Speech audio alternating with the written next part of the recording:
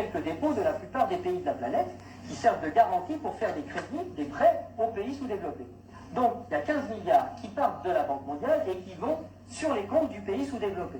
Et aussitôt, ces 15 milliards-là qui sont dans le pays pauvre, ils retournent dans le pays riche pour aller payer des entreprises occidentales qui vont dans le pays pauvre faire du boulot, construire des trucs.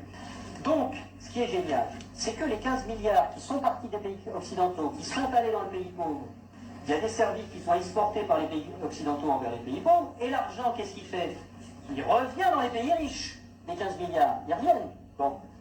Et donc les 15 milliards, c'est comme si on avait eu une belle sœur qui avait emprunté 15 milliards et qui nous les distribue, puisque les ouvriers des entreprises des pays occidentaux, les actionnaires des entreprises des pays occidentaux, ils vont avoir plus d'argent grâce à ces 15 milliards qui reviennent. Donc ils vont les dépenser dans l'économie, ça nous fait des transactions nouvelles, de l'emploi nouveau, qui va ruisseler dans notre économie.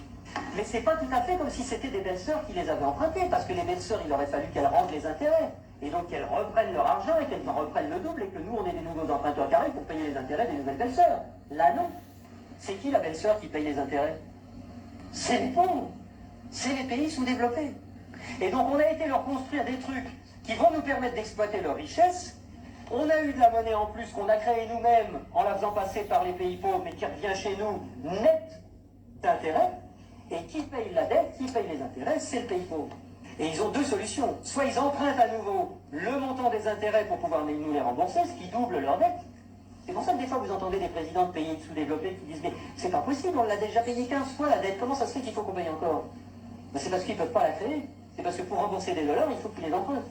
Puisqu'il n'y a que nous, les Occidentaux, qui peuvent créer des dollars pour les endetter.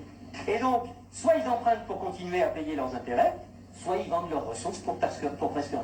Ce qui nous permet à nous d'avoir le niveau de vie qu'on a.